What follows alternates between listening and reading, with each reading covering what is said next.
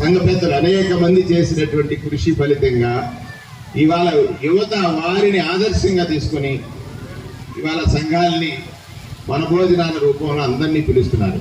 ఇక్కడ పార్టీలు లేవు, లేదా వర్గాలు లేవు, అందరూ కలిసి ఉండాలనేటువంటి ఒక వర్గం. నేను మధ్యలో గమనించింది ఏంటంటే ఈ వన సమారాధనలు ఎటువంటి సంకేతం ఇవ్వాలంటే మనల్ని మనం పెంచుకునేటువంటి ఒక సంకేతం ఇవ్వాలి. మనల్ని మనం ద్వేషించుకునేటువంటి సంకేతాలు ఇవ్వకూడదు. ఎదిగిన వాడు కింద వాడిని ద్వేషించి, ఎదగని వాడు ఎదిగిన వాడిని ద్వేషించి, సమాజంలో మనం ఇచ్చేటువంటి సంకేతం ద్వారా సమాజం మనల్ని ద్వేషించేటువంటి స్థితి వస్తుందని నా భావన. అంటే ఆ ఓర్పు, నేర్పు, సహనం అందరూ అలవర్చుకోవాల్సినటువంటి అవసరం ఉంది.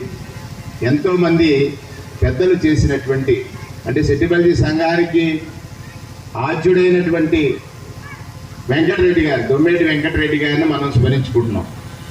దొమ్మేటి వెంకటరెడ్డి గారిని ఆదర్శంగా తీసుకుని మొట్టమొదటిగా మన దేశంలో సంఘంలో ఎవరు పెద్దవారు కాదు, ఎవరు చిన్నవారు కాదు. సంఘంలో మరొకసారి చెప్తున్నాను, ఎవరు పెద్దవారు కాదు, ఎవరు చిన్నవారు కాదు, సంఘమే పెద్దది.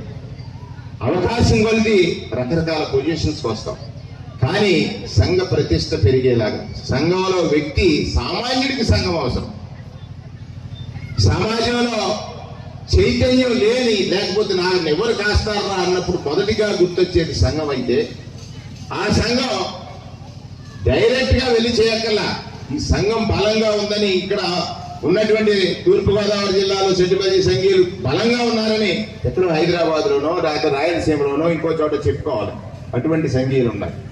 చాలా విషయాలు ఉన్నాయి, ఇది రాజకీయ వేదిక కాదు. చాలా మంది చెప్పేసుకుంటూ ఉంటారు, చేసిన వాడు చెప్పుకోడు. చేసింది వస్తుంది ఒక రోజు దాని వాసనకు. చెప్పినవన్నీ నిజాలో కాదనేది మనం ఒకసారి బేరీజు వేసుకుని ఆ ఆలోచన పరంగా మనం నడవాలని ఈ సందర్భంగా మనందరినీ కోరుకుంటూ సెలవు. Thank you. చరిత్ర సృష్టించినోడు ఇప్పుడు ఆ చరిత్రని తిరగరాయబోతున్నాడు.